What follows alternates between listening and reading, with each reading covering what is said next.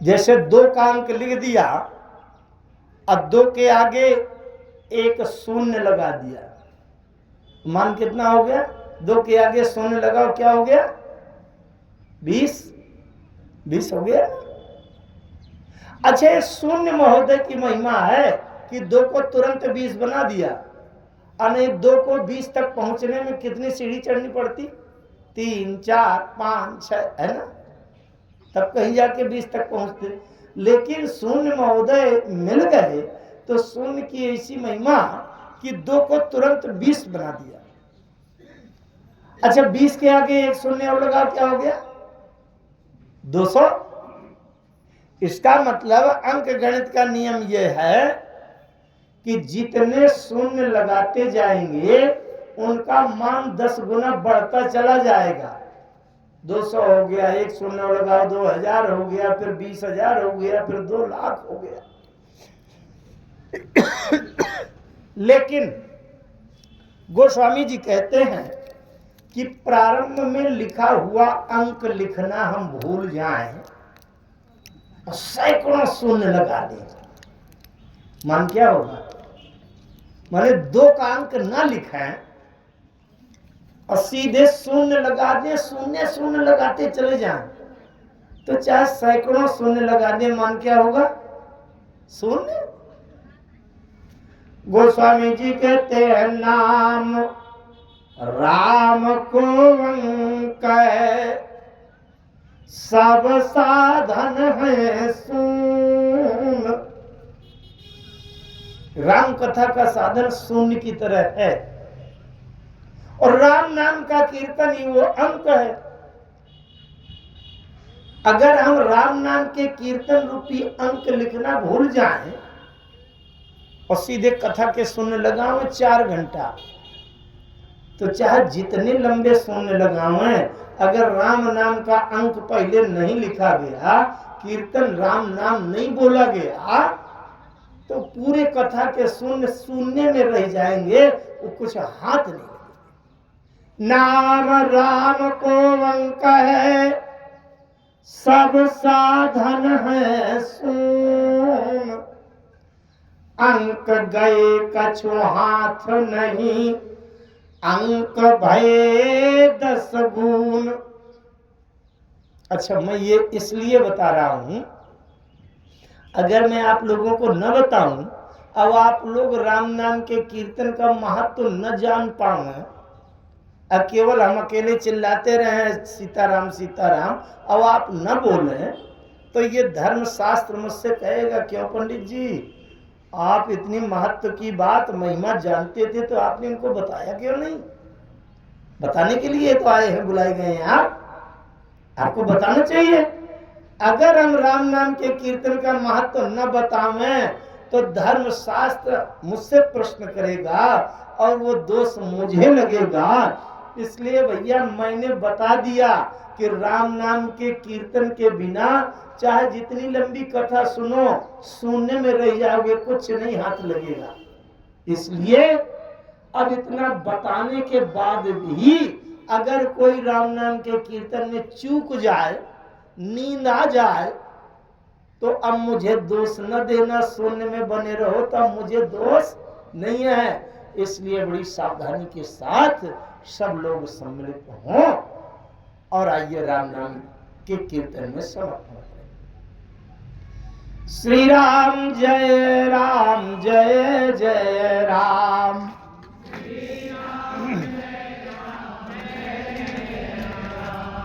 राधा वल्लभ जय घन श्याम।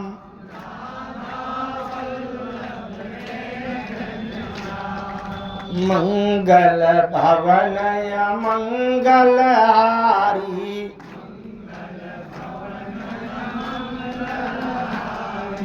द्रवहु सो दशरथ अजिर बिहारी।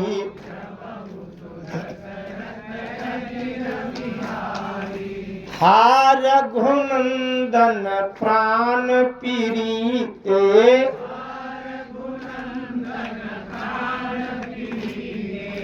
तुम बिनु जियत बहुत दिन बीते।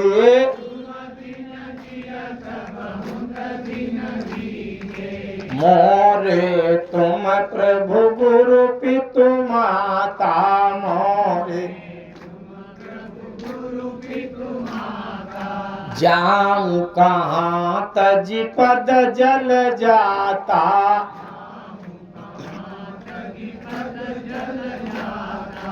जय सिया राम जय जय सिया राम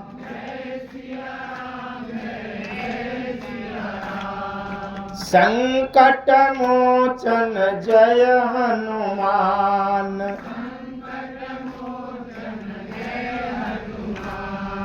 श्री राम जय जय राम बोलिए भक्त वत्सल भगवान की, श्री राम नाम भगवान की, श्री रामचरितमानस भगवान की, संकट मोचन श्री हनुमान जी भगवान की, पूज्यपाद गोस्वामी तुलसीदास जी महाराज की जय जय श्री सीताराम। आइए हम लगातार पिछले 3 दिनों में ये प्रयास कर रहे हैं समझने का कि हमारे इस जीवन का अंतिम लक्ष्य भगवान की भक्ति है। भगवान की भक्ति के बिना जीव न कभी स्थिर हो सकता, न उसे शांति मिल सकती, न सुख संतुष्टि हो सकती। एक बात बताऊं, मैं किसी का खंडन विरोध नहीं कर रहा,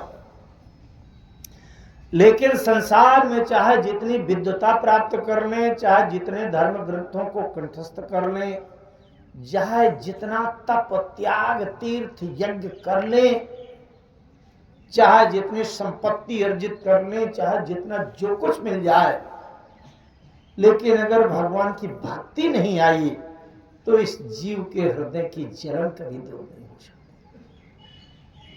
भक्ति प्राप्त होना चाहिए। मैं केवल कथा के लिए नहीं, मैं बात वही करता हूं जो हमारे जीवन के व्यवहार में आचरण में आ सकता है। मैं केवल कथा की विद्वता के लिए नहीं, मैं इस विचार में लगा हूं 3 दिन से कि हमारी इस युग में, इसी जीवन में राम जी की भक्ति सरलतम साधन से कैसे मिले, ये समझने के प्रयास में। और उसमें प्रसंग लिया गया है कि हनुमान जी लंका पहुंचे हैं सीता जी की खोज में, क्योंकि सीता ही भक्ति है।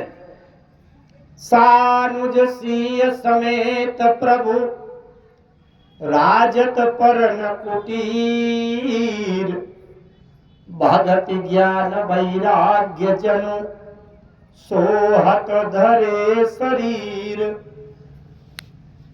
हनुमान जी सीता जी के पास पहुंच गए, अशोक वृक्ष में बैठे बैठे राम कथा सुनाई। रात्रि में चर्चा हो चुकी थी, वहीं से जोड़ने का प्रयास करता।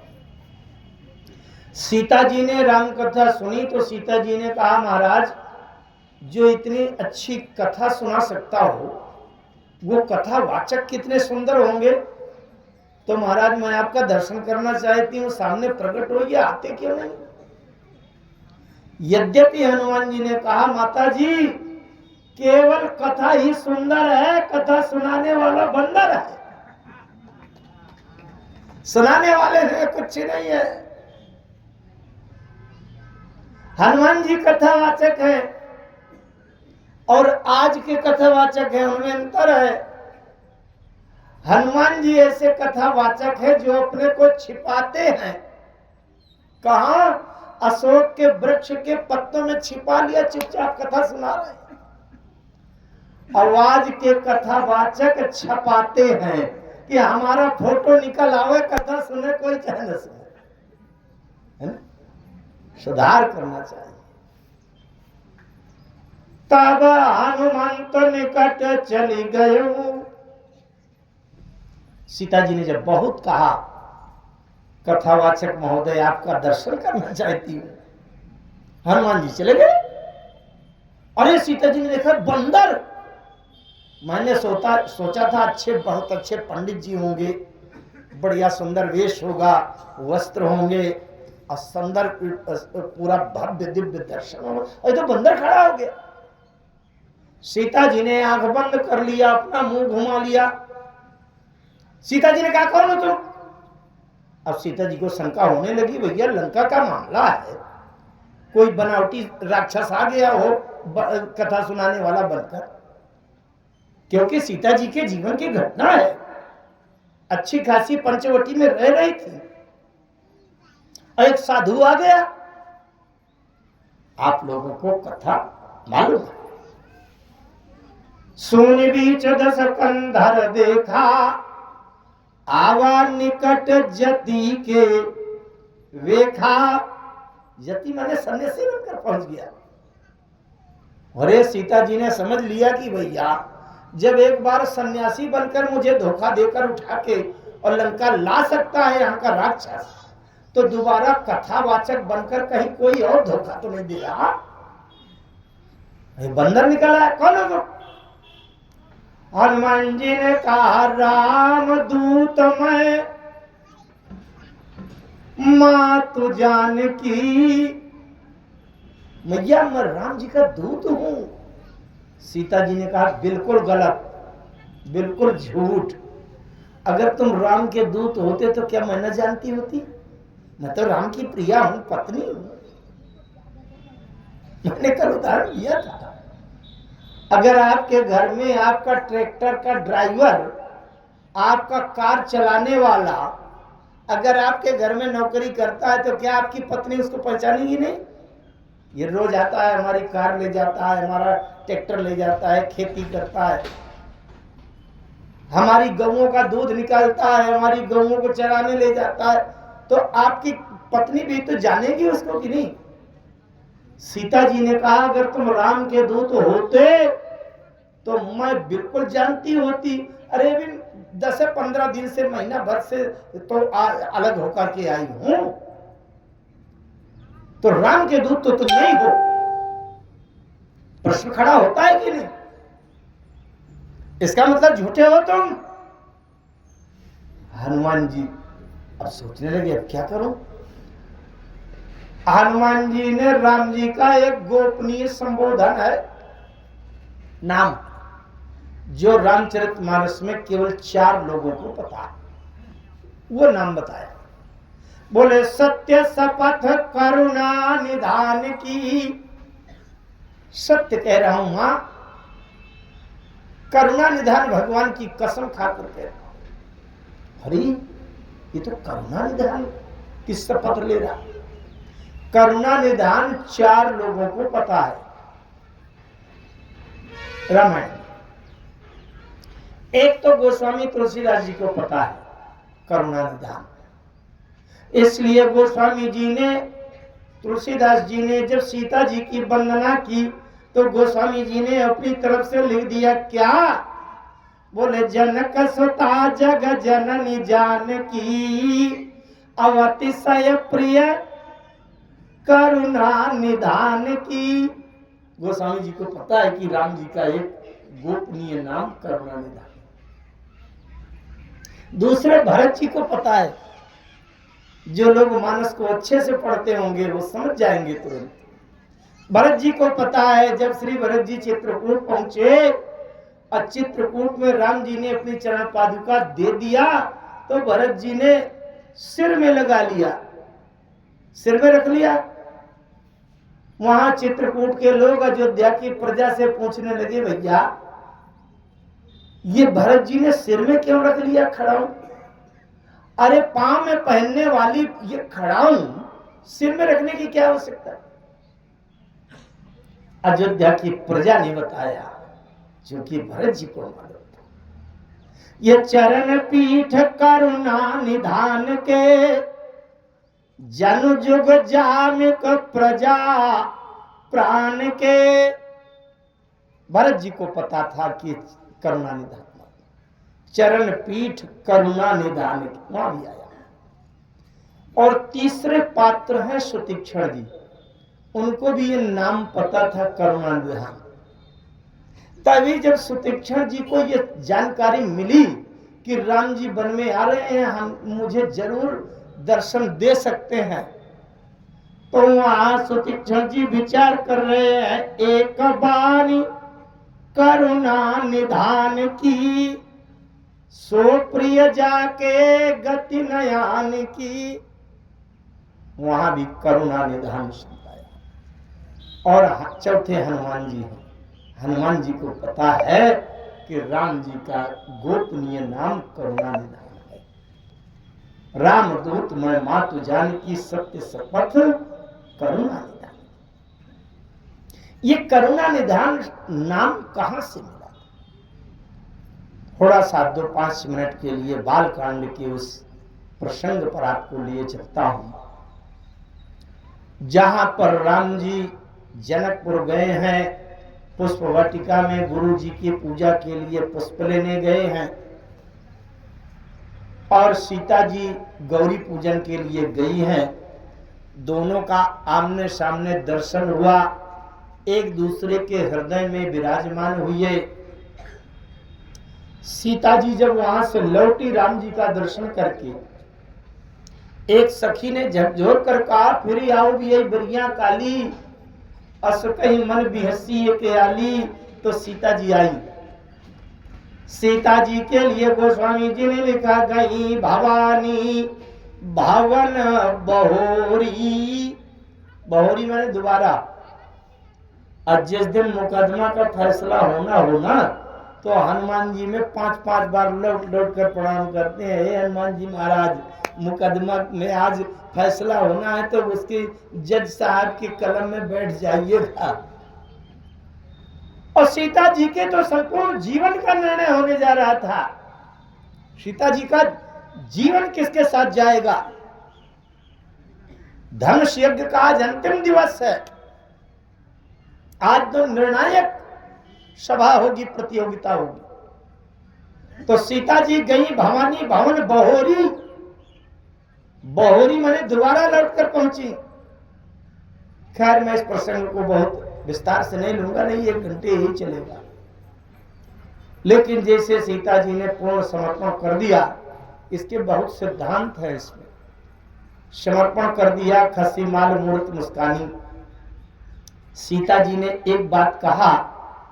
सीता जी ने कहा, मां बसहु सदा उरपुर सब ही के, मोर मनोरथ जानहु नीके, और बसा हो सदा उरपुर सब ही के। आप तो सबके हृदय में रहती है ना मैया, इसलिए मेरे मन की इच्छा भी जानती होंगी कि इन्हें प्रगट न कारण ते ही। इसके कारण से मैंने खुलकर आपसे नहीं कहा कि आप तो हृदय की बात जानती होंगी। सीता जी ने कहा, मां चूंकि मेरे विवाह होना है, इसलिए कोई बिटिया अपने विवाह के लिए खुलकर खुलेआम पति दुल्हा मांगे तो थोड़ा संकोच भी तो लगता है ना माँ। आप तो हृदय की बात जानती हैं, मैंने संकोच में खुलकर नहीं कहा, तो आप तो जानने वाली हैं, आप जान जाओ।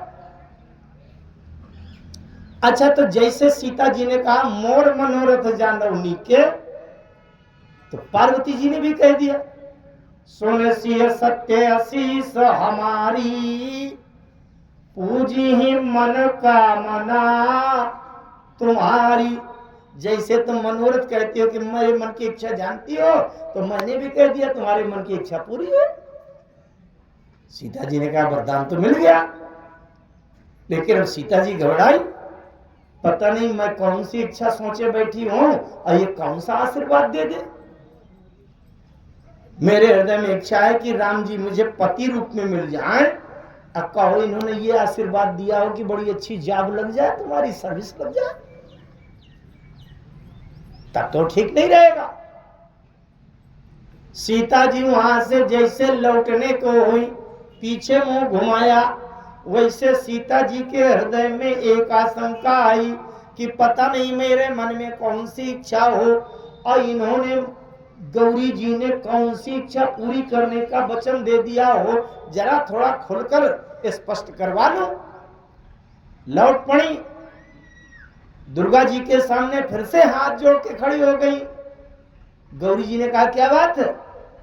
सीता जी ने कहा मैया मुझे कहने में तो संकोच लग रहा है, लेकिन तुम्हें खुलकर बताने में कौन सा संकोच है? आप सही से स्पष्ट करके खुलकर बता दो ना कि कौन सा आशीर्वाद दिया है। गौरी जी ने कह दिया, नारद बचन सदा सुच साचा,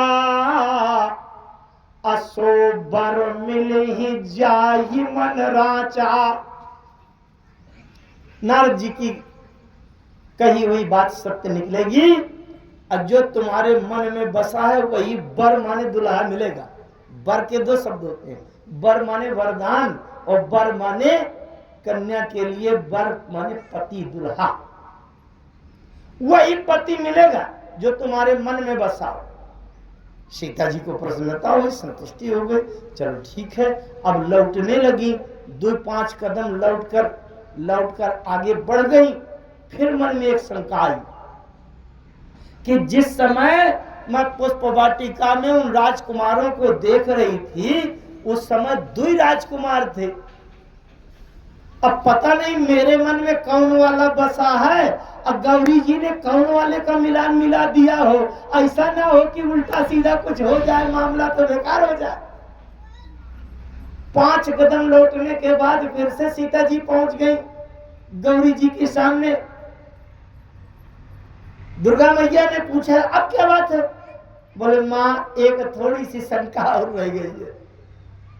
जब मैं देख रही थी पुष्पवाटिका में तो वहां 2 कुमार थे, कहीं निशाना चूक न जाए, दूसरे से ना फिट कर दो तो बेकार हो जाए काम, इसलिए थोड़ा सा और स्पष्ट कर दो कि कौन वाला मिलेगा। गौरी जी ने स्पष्ट कर दिया, मन जाहि राच्यो मिलहि सोबर, सहज सुंदर सांवरो। गौरी जी ने कह दिया, चिंता मत करो, गोरा वाला नहीं मिलेगा, सांवला वाला मिलेगा। यह स्पष्ट कर दिया। मन जाहि राच्यो मिलहि सोबर, सहज सुंदर सांवरो। और सुनो, मैं वरदान में, आशीर्वाद में उनका गोपनीय नाम तुमको बता रही हूं। क्या? बोले, करुणा निधान सुजानशील, स्नेह जानत रावरो। उसका गोपनीय नाम होगा करुणा निधान। ये करुणा निधान आशीर्वाद में, वरदान में, प्रसाद में मिला हुआ नाम था। इसको चुपचाप सीता जी गोपनीय रखे थे। लेकिन वो गोपनीय नाम जब हनुमान जी ने बता दिया, रामदूत महिमा तु जानकी, सत्य शपथ करुणा निधान की।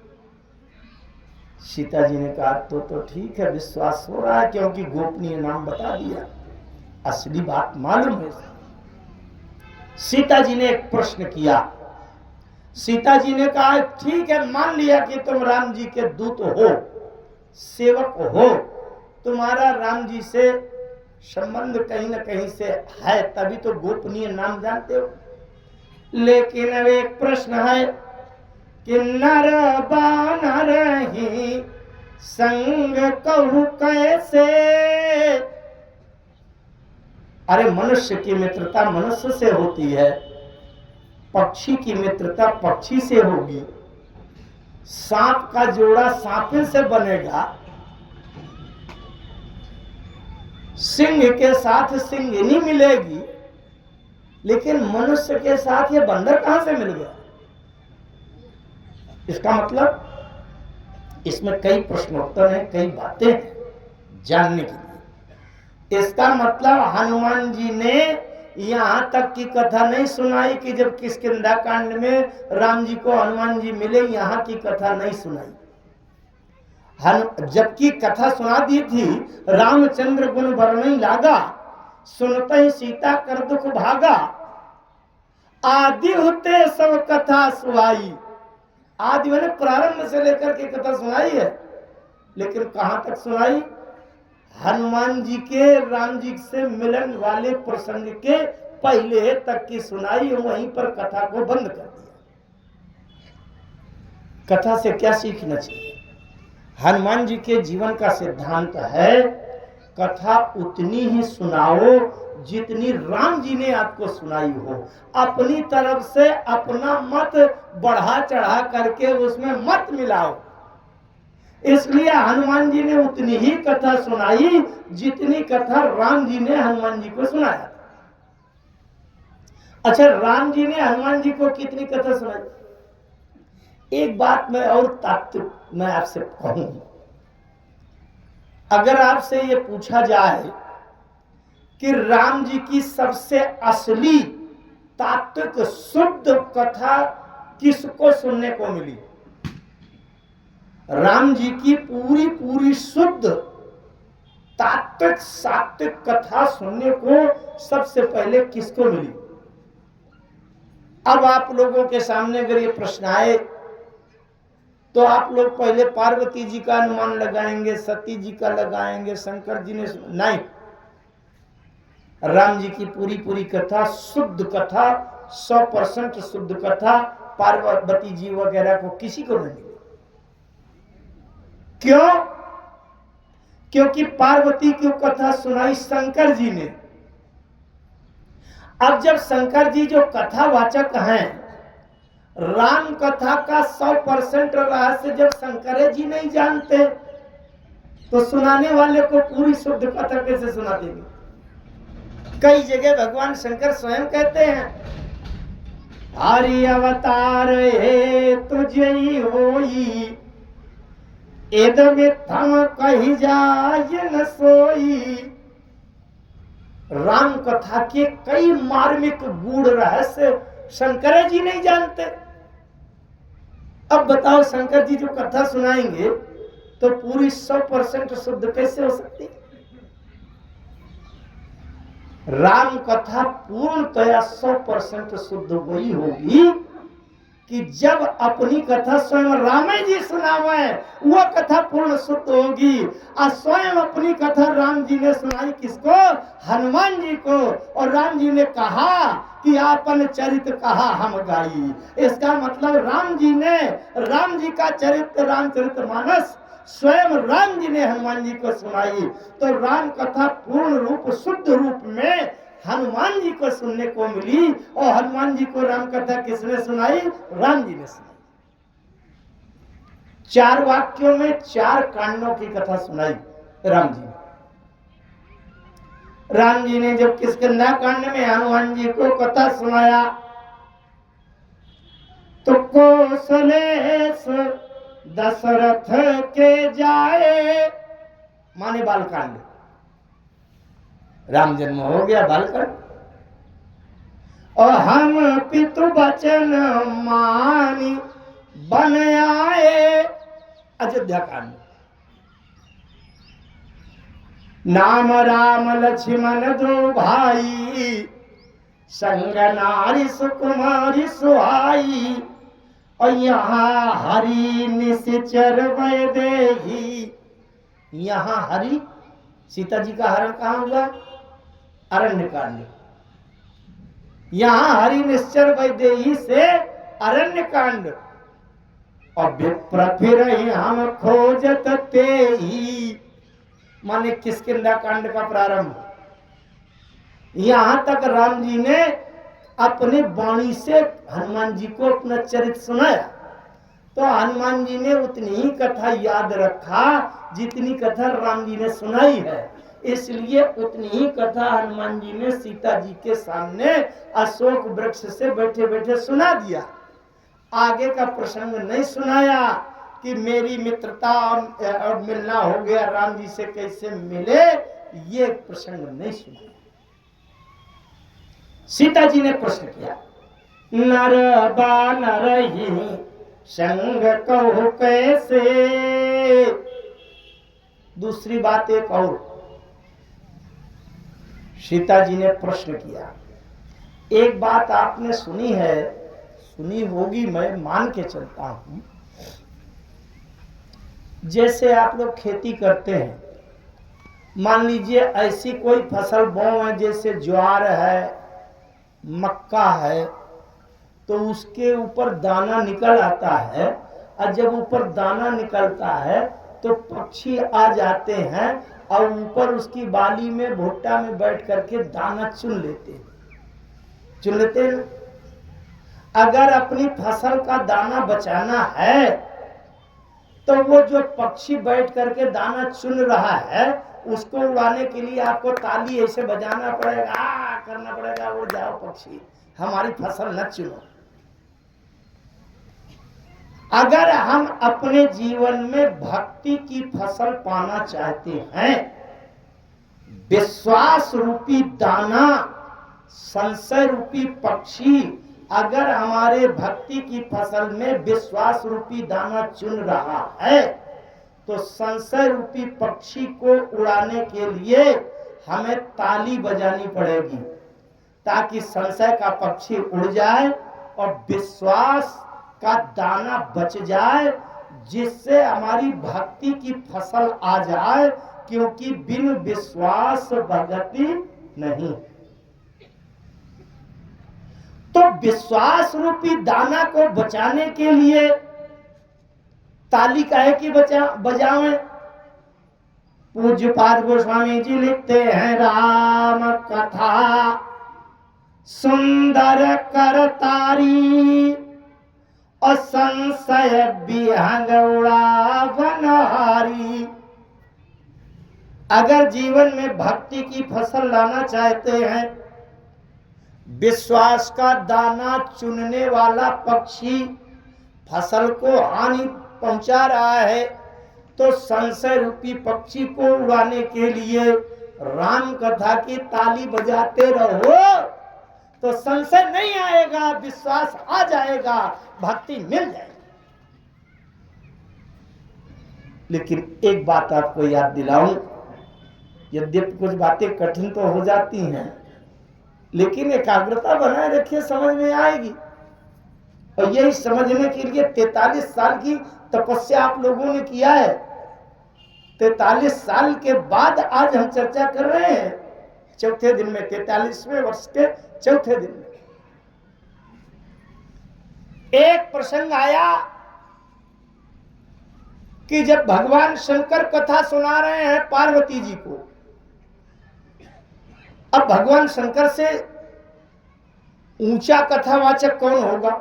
राम जी के बाद शंकर जी का नंबर है विद्वता में, कथा वाचन में, तत्व जानने में, क्योंकि शंकर जी स्वयं ब्रह्म है और पार्वती जी को कथा सुना रहे।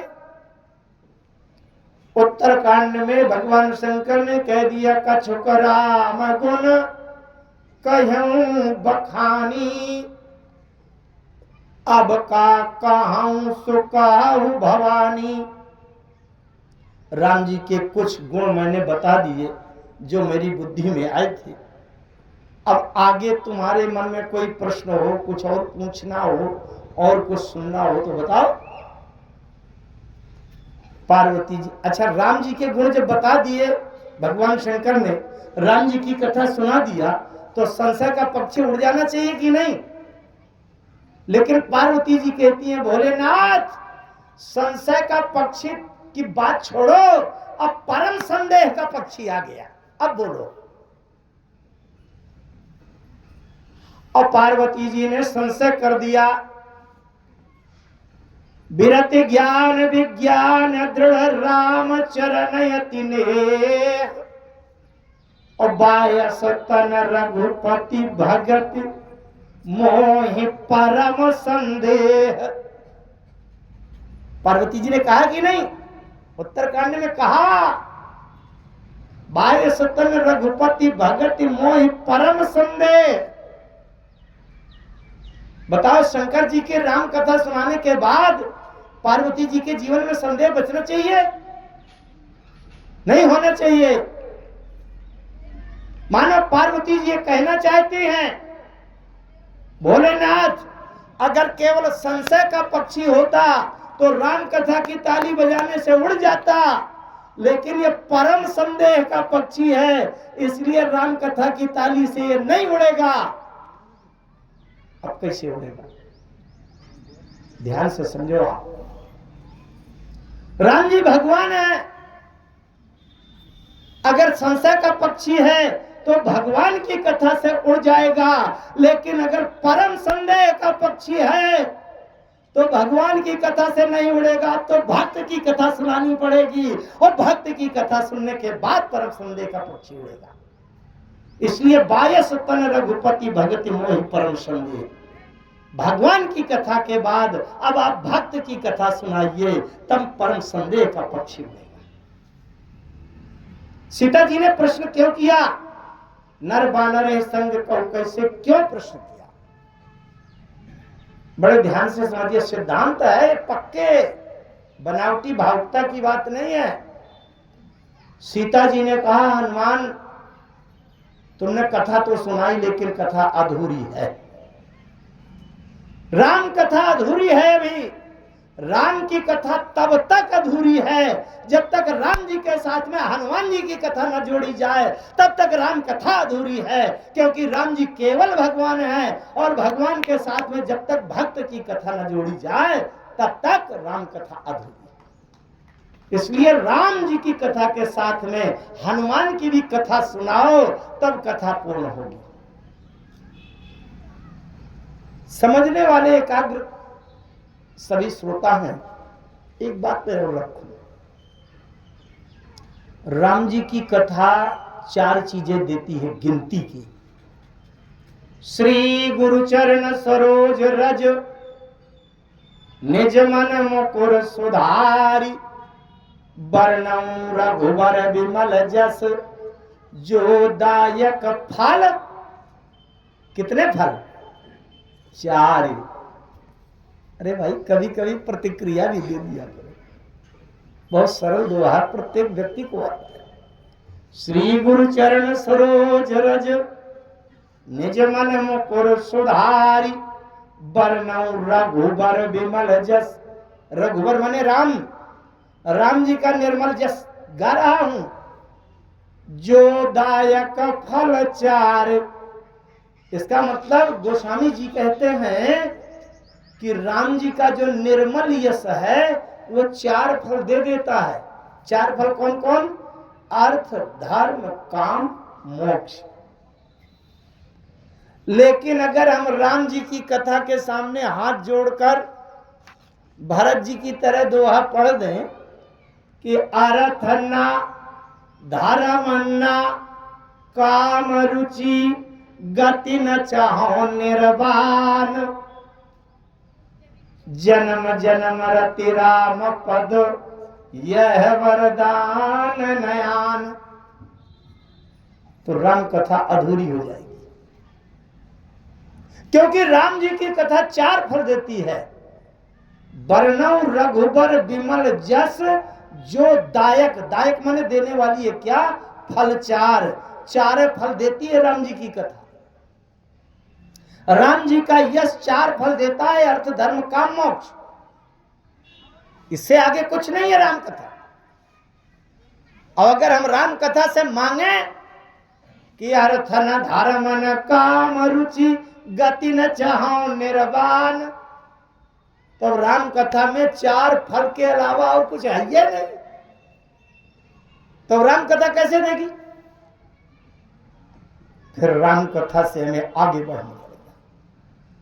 तो आप लोग आश्चर्य मान रहे होंगे, राम कथा से आगे कुछ है क्या? अरे है, राम कथा से आगे है भरत जी का चरित्र।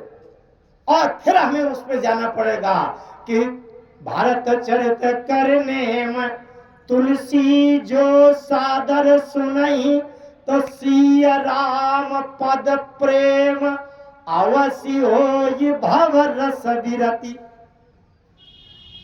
अगर भरत चरित्र को हटा दिया जाए तो राम कथा अधूरी हो गई।